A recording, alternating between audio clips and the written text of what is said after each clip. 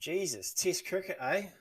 Welcome back to the Maximum Cricket Podcast. We are talking day 2 of the third test between England and New Zealand. It's a yes bang maximum, the first of this contest. Oh, that is brilliant. It's a hero maximum. On the ground, down the ground, another hero maximum. Let's go back to the start of the day where Blundell passed 50 for the third time this series. Just on Tom Blundell, I said before this series that his position might be under threat. There was Cam Fletcher in the squad, absolutely dominating the domestic game, and Blundell's returns were relatively poor since BJ Watling retired. I had suggested that he only really scored runs when New Zealand had a platform. Well, he's put any of that to bed with an incredible series with the bat. These have also been very, very tough runs. New Zealand have needed these runs. The top order has failed. Blundell is averaging over almost 60 this series, and New Zealand really needed these runs. Blundell was dismissed in strange circumstances where he was given out LBW on the field from the bowling of Potts, who just on Potts. He was sensational this morning and incredibly unlucky not to have more than one wicket. Blundell was unable to review the decision as DRS and hotspot was down at the time.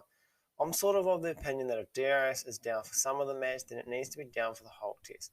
What would happen if this was the last wicket of the match, but he's blatantly hit it? Does he just have to walk off? Something about it just doesn't sit right for me. Another person whose runs have been invaluable were Daryl Mitchell, who's made his third 105 innings this series. 490 runs at 120 is mind-blowing stuff. It kind of reminds me of Steve Smith in the 2019 Ashes where England just had no answer and Smith had a ridiculous hunger for runs. Mitchell had a couple of chances, sure, but you don't just make 490 runs in a 3-test match series through just luck. I mean, Mitchell averages 60-odd in Test cricket now, and the crazy thing is, if Nicholls was fit for the first test at Lords, Mitchell doesn't play. Now, when New Zealand is full strength, he would be first pick. It will be very, very interesting to see when Colin de Grandhomme is back, what New Zealand do with their 11. New Zealand managed to get together 329, which felt sort of par. Mitchell had some help from Tim Southee, who basically just swung from the hip a couple of times. Worked out, he got the quick fire 30-odd. For England, it's pretty cool to see the captain's faith in Jack Lee's pay off.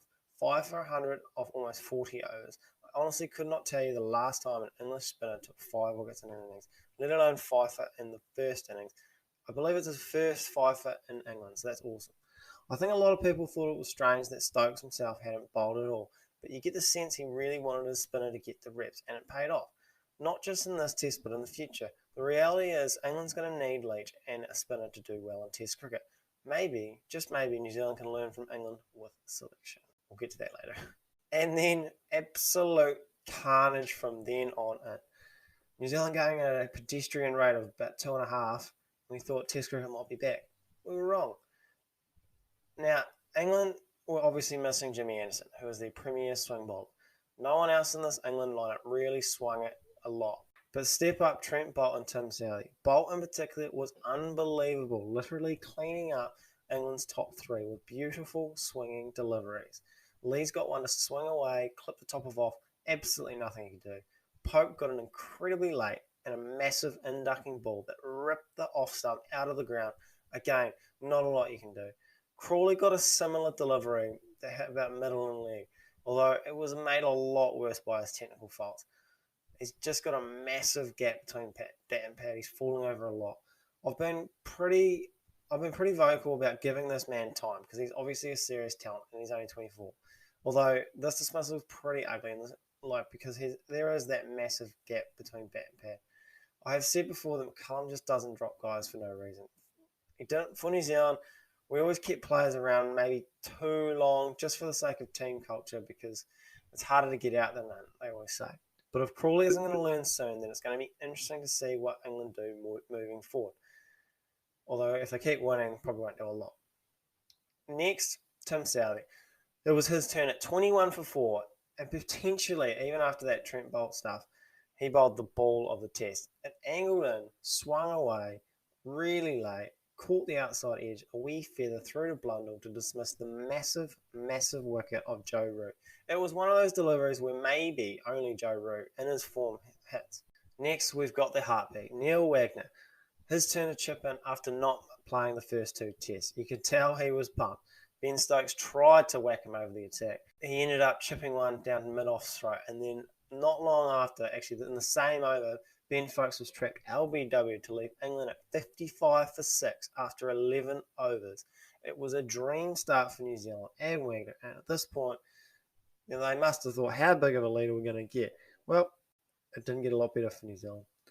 Before this test, Stokes had said that England were going to continue to come harder and harder each time.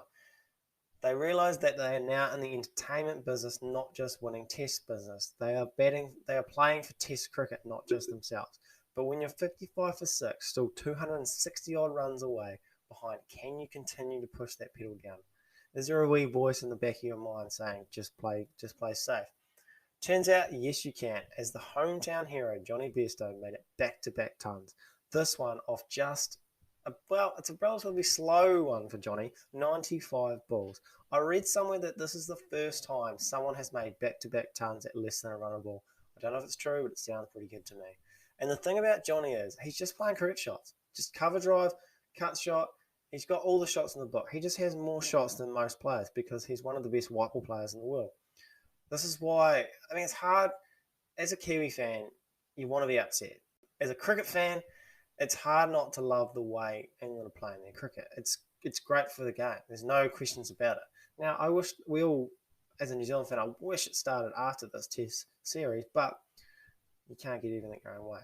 Now, I guess in the other two tests, batting at 8, England would have had Potts, followed by a very, very long tail, a tail that New Zealand didn't have a lot of trouble cleaning up.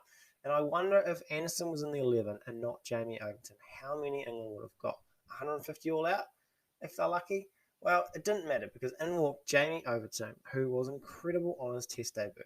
I'm sure Bairstow was flying, but if it wasn't for Overton, he would have run out of partners.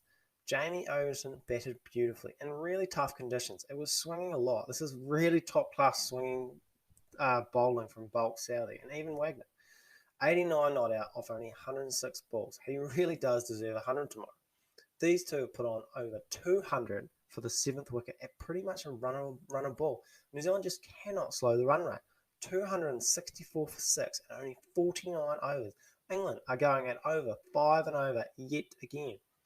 Now, it's not all England. There's a little bit to play here from New Zealand. I hate to go on about it all the time, but New Zealand are playing with one hand tied behind their back, again, with bad team selection. Michael Bairstow going at 10 and over is just not going to cut it. It's not really his fault. But again, he is not a specialist spinner. He averages only 47 in first-class cricket. Of course, England were going to target him. But if they're going to target one bowler, I would trust Ajaz Patel, or I would trust Matt Henry in that situation. It's hooping around corners. Maybe Matt Henry would have been the option.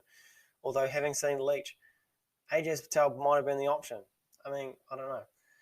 Heading into a pivotal day 3, England are only 60 runs behind, with a one bloke on 130 and the other bloke in their 80s. If New Zealand cannot get a wicket soon, this is going to get out of hand fast for them. And if they can't go to their spinner because he's going at 10s, this is going to put a hell of a lot of pressure on Boult, Wagner and Southee. They've already bowled a couple to Mitchell. He looks pretty unthreatening, to be honest.